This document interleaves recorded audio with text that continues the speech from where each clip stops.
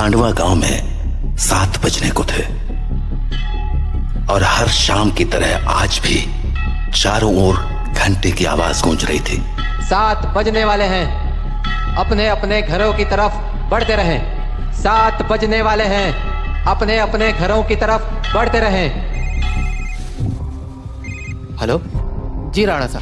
बोला 7 बजने वाले हैं, सब लोग घर गए या नहीं? जी राणा सा, लगभग सब चले ही गए। लगभग? तू जानता है ना 7 बजे के बाद क्या होता है? फौरन घर भेज सबको। जी आप चिंता मत कीजिए, 7 बजने से पहले मैं सभी को घर भेज दूंगा। ठीक है, तू भी जल्द घर चले जा। जी राणा सा, कल मिलते हैं। देव। हाँ पापा। 7 बजने वाले हैं, जाओ जाके सारे खिड़की दरवाजे बंद कर दो। हाँ पापा। 7 बजने वाला है, अपने अपने घरों की तरफ बढ़ते रहो। ये चढ़ो रे सब, दुकान बंद हो गई अब। अरे काकी चाय तो पिला दे। अरे बावड़े, घंटी की आवाज ना सुनी के तेने, 7 बजने को है, जल्दी से घर निकल वरना। अरे बुढ़िया तू बहुत सोचती है, ये सब बस फालतू की बातें हैं, इतना दिमाग मत लगाया कर। बब्बन बेटे, थारे से बहस करने का समय ना है हमारे पास।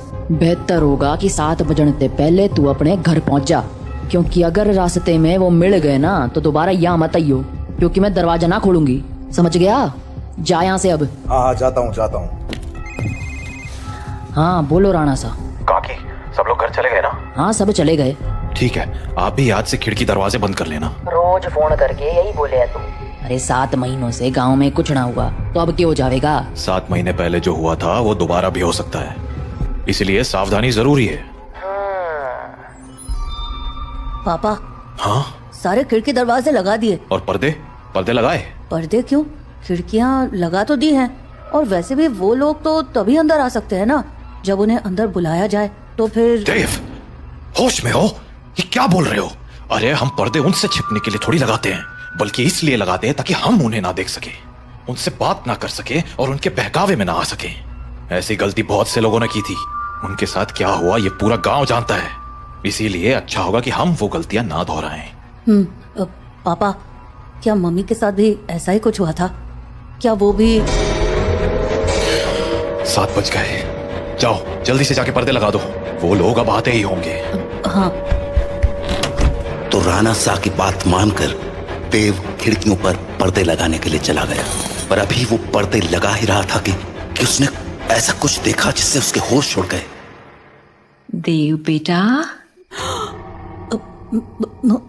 मम्मी आप? हाँ बेटा, मैं ही हूँ। पर आप यहाँ कैसे? तुमसे मिलने आई हूँ बेटा। हाँ, पर आप तो मर गए थे ना? नहीं तो, देखो मुझे, मैं तो जिंदा हूँ। लेकिन पापा ने तो बोला आप मर चुके हो। फिर? तुम्हारे पापा झूठ बोल रहे हैं बेटा। मतलब आप मरे नहीं हो? नहीं, मैं तो बस रास्ता भटक गई थी, आज बहुत मुश्किल से तुम्हारे पास आ पाई हूँ, बस तुमसे मिलने। हाँ सच्ची? हाँ बेटा, हाँ। अब चलो मुझे अंदर आने दो, 7 बज गए हैं, वो लोग आते ही होंगे। हाँ, मैं पापा को बोलता हूँ। नहीं, पापा को क्यों बुला रहे हो?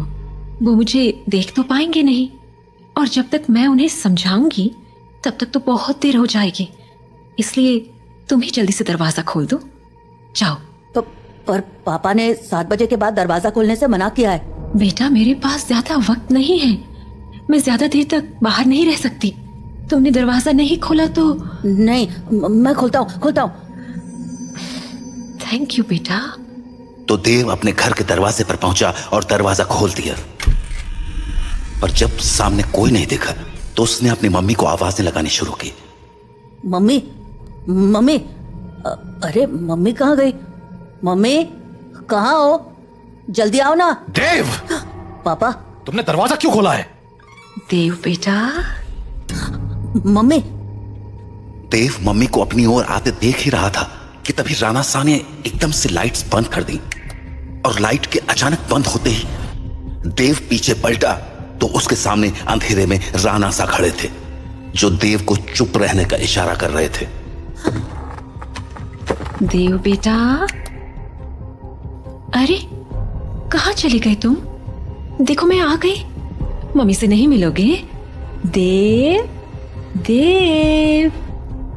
नंदिनी देव को आवाज लगा रहे थे, पर वो वहां था ही नहीं, क्योंकि राणा शाह ने उसे बगल वाले कमरे में छिपाकर दरवाजा बंद कर दिया था। पापा बाहर मम्मी थी और देव शांत हो जाओ, मैंने कहा था ना तुम्हारी मम्मी मर चुकी है। पर पापा उन्होंने बोला वो जिंदा है। और देव बेटा, तुम अंदर हो ना? दरवाजा नहीं खोलोगे? तुम्हारी मम्मी आ गई, दरवाजा खोलो बेटा। पापा कोई आवाज मत करो। लेकिन पापा मुझे मम्मी से मिलना है। तुम्हें अगर सच में लगता है कि वो तुम्हारी मम्मी है तो उनसे कल सुबह मिल लेना, ठीक है? पर अभी के लिए शांत हो जाओ। राणा सा, ओ राणा सा, अरे मिलने दो ना मुझे देव से। कब तक झूठ बोलोगे उससे कि मैं मर चुकी हूँ? राणा सा, आप सुन रहे हो ना? पापा बेटा बिल्कुल भी ध्यान मत दो और आंख बंद करके सो जाओ। पर पापा मम्मी ये क्या बोल रही हैं? शांत रहो देव, कल सुबह मैं तुम्हें सब समझा दूंगा, पर अभी के लिए चुपचाप आंखें बंद करो और सो जाओ। तो देव अपने पापा के कंधे पर सर रखकर सो गया, और जब सुबह हुई तो राणा साहब देव को आवाज लगाते हुए बोले, देव उठ जाओ, सुबह हो गई है। हाँ सुबह हो गई तो मम्मी से मिल सकते हैं ना आप? आओ मेरे साथ, तुम्हें तुम्हारी मम्मी से मिलाता हूँ। लेकिन जैसे ही दोनों कमरे के बाहर आए वहां कोई नहीं था। हाँ मम्मी कहाँ गई? मैंने कहा था ना कि वो तुम्हारी मम्मी नहीं थी। पापा वो मम्मी जैसे ही बात कर रही थी। बेटा मैंने समझाया था ना तुम्हें, पर्दे लगाने के पीछे की सबसे बड़ी वजह यही है कि हम उन्हें देख ना पाए, उनकी बातों में ना आ पाए, जैसे कल तुम आ गए। पर वो बोल रही थी कि वो मरी नहीं है, जिंदा है। अगर वो मर गई है तो यहाँ कैसे आ गई? एक काम करो, मेरे साथ आओ। हाँ कहाँ पापा? बस चलो मेरे साथ, तुम्हें कुछ दिखाना है। तो उसके बाद वो दोनों गांव के लगभग बाहर चले आए, और वहां पहुंचते ही देव बोला, पापा हम लोग यहाँ क्यों चले आए? बताता हूँ, पर पहले आसपास देखकर ये बताओ कि यहाँ क्या दिख रहा है तुम्हें? यहाँ तो कुछ भी नहीं है। आसपास बहुत सारे पेड़ हैं, सामने गांव से बाहर जाने का रास्ता है, और पास में बब्बन भैया का घर है। तुम्हें कहीं पर कोई बस दिख रही है क्या? हाँ वो उस तरफ एक पुरानी सी बस है। क्यों? बेटा ये वही जगह है जहाँ तुम्हारी मम्मी की मौत हुई थी। हाँ उस दिन हमें शहर से लौटने में देरी हो गई थी, और गांव पहुंचते पहुंचते सुबह के 4 बज गए। सूरज निकलने में थोड़ा वक्त था, तो गांव के सभी घरों की खिड़की दरवाजे बंद ही थे, इसीलिए सुबह होने तक हमारे पास झाड़ियों में छिपे रहने के अलावा कोई चारा नहीं था। हम लोग एक झाड़ के पीछे छिपे ही थे कि मैंने तुम्हारी मम्मी की एक आवाज सुनी। नंदिनी क्या हुआ?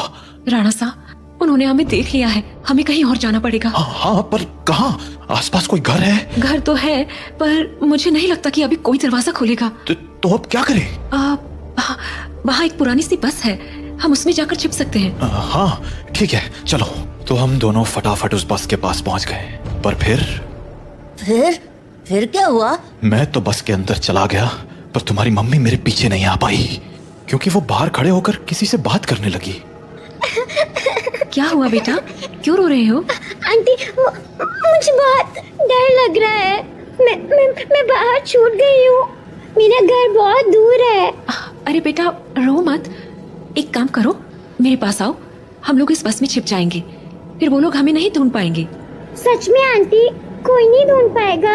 हाँ पक्का, कोई नहीं ढूंढ पाएगा, आ जाओ। थैंक यू आंटी, पर मैंने तो आपको ढूंढ लिया। हाँ?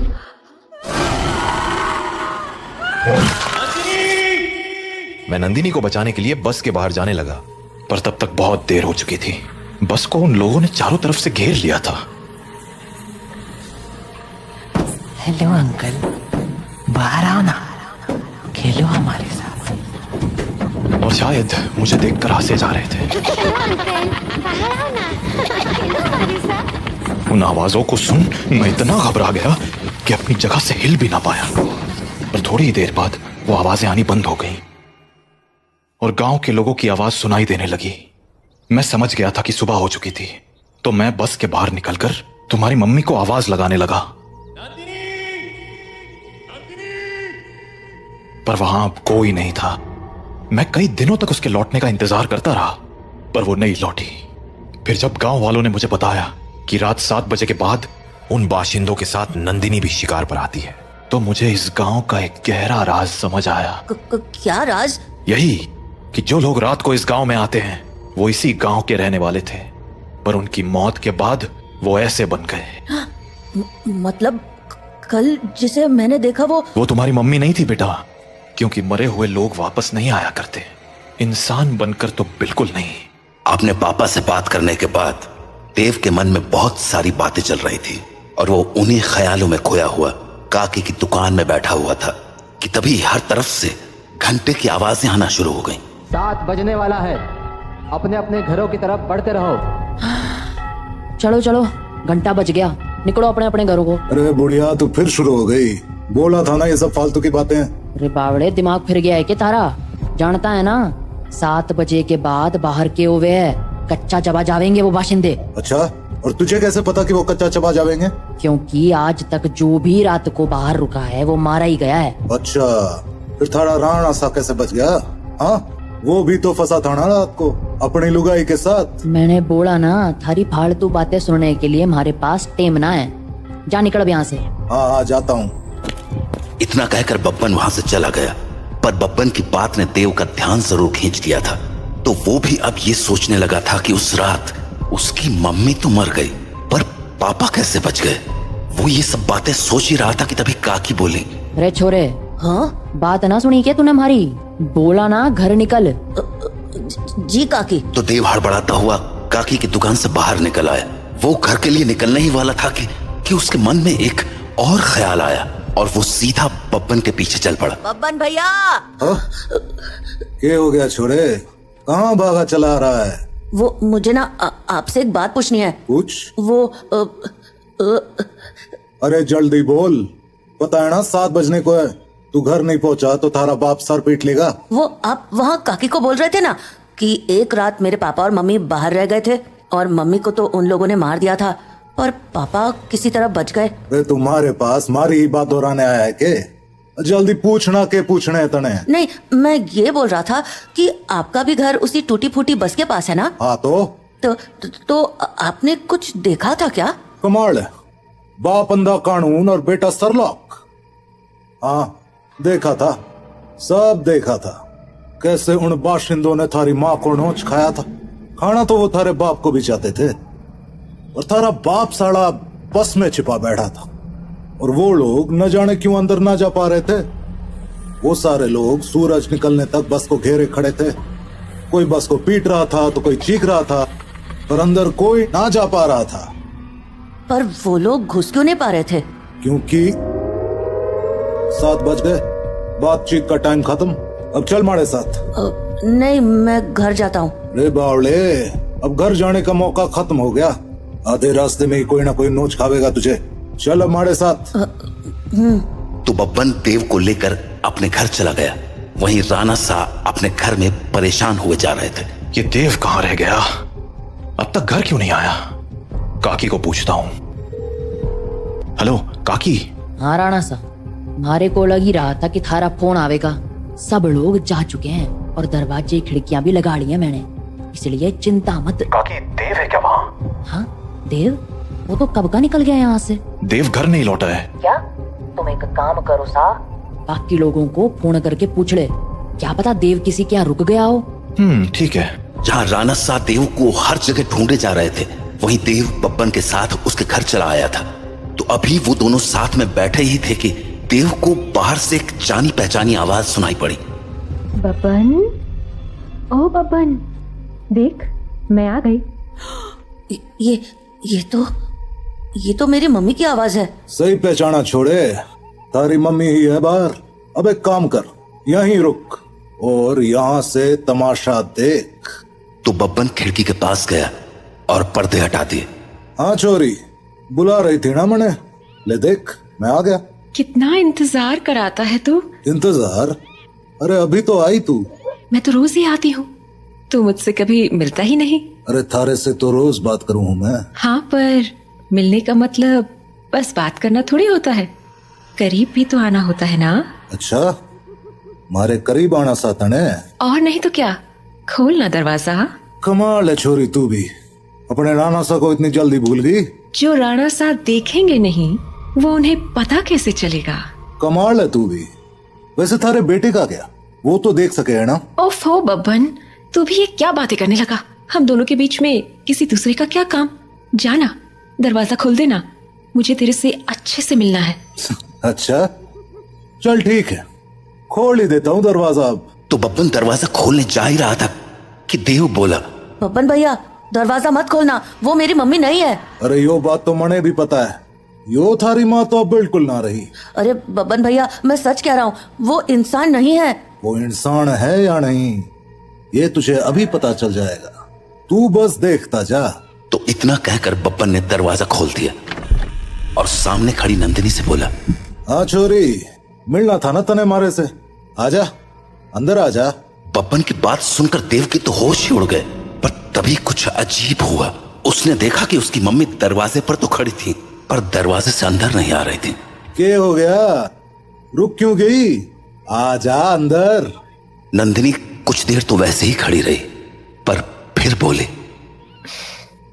तू बाहर क्यों नहीं आ जाता बब्बन, मैं तुमसे यहीं मिल लूंगी। अरे अभी तो अंदर बुलाने को कह रही थी, अब बाहर बुला रही। देख छोरी, आना तो तुझे ही पड़ेगा, अब सोच ले। तू भी ना बब्बन, कितना इंतजार कराएगा, आ जाना बाहर। नंदिनी के जवाबों को सुनकर देव के मन में बहुत सारे सवाल उठने लगे थे, जैसे कि उसकी मम्मी घर के अंदर क्यों नहीं आ रही थी और वो बार बार बब्बन को बाहर आने को क्यों कह रही थी। देव धीरे धीरे बब्बन के पास पहुंच गया, पर इससे पहले कि वो बब्बन से कुछ पूछता उसे नंदिनी ने देख लिया और वो बोली, अरे बेटा देव, तुम भी यहाँ हो, आओ ना, मम्मी से नहीं मिलोगे? कल हम मिल नहीं पाए थे ना, आ जाओ आज मिलते हैं। देखो बाहर तुम्हारे साथ खेलने के लिए इतने सारे बच्चे भी हैं, हम खूब मजे करेंगे, आ जाओ बेटा। नंदिनी और उसके साथ उन बच्चों की टोली को देखकर देव को डर तो बहुत लगा, पर उसने नंदिनी की बातों पर ध्यान न देते हुए बब्बन से पूछा, बब्बन भैया दरवाजा तो खुला है और आपने मम्मी को अंदर आने को भी बोल दिया है, फिर वो अंदर क्यों नहीं आ रही हैं? और ये बच्चे भी बाहर ही खड़े हैं, क्यों? समझदार लगे तू, सही सवाल पूछना जाने। हाँ मतलब यो कि जिस रात मैंने थारी माँ को मरते हुए देखा, उस रात मैं भी यही सोच रहा था कि आखिर इन बाशिंदों ने थारे बाप को क्यों नहीं मारा, वो बस के अंदर क्यों ना गए। तो अगली सुबह मैं बस के अंदर गया ये देखने कि आखिर वहां ऐसा था क्या जिसने उन बाशिंदों को रोक दिया था। पहले तो मुझे कुछ समझ नहीं आया, पर फिर मुझे जवाब मिल गया। क्या जवाब? वो देख, हाँ? यो है रुद्राक्ष की माला, यही वो चीज थी जिसने थारे बाप की जान बचाई थी। बस के अंदर यही लटकी हुई थी। मुझे इसके पीछे की वजह तो ना मालूम है, पर इतना जरूर पता है कि इस रुद्राक्ष की माला को दरवाजे पे टांग दो तो ये साले चाके भी घर के अंदर नहीं घुस पाएंगे। सच में? और नहीं तो क्या। तो आपको पक्का पता है कि ये इसी रुद्राक्ष के कारण अंदर नहीं आते हैं? रुद्राक्ष उतार के दिखाऊं, देखेगा क्या होता है? हाँ? नहीं छोरे, ये कोई पहली बार नहीं करा है मैंने, सारी जांच करने के बाद ही अपने दरवाजे पे टांगा है इस रुद्राक्ष को, समझ गया? ये ले, थारे बाप ने फोन में ला दिया। हेलो, हाँ राणा सा, हाँ चिंता ना करो, थारा छोरा हमारे पास ही है और पूरी तरह सुरक्षित है। चलो, शुभ रात्रि।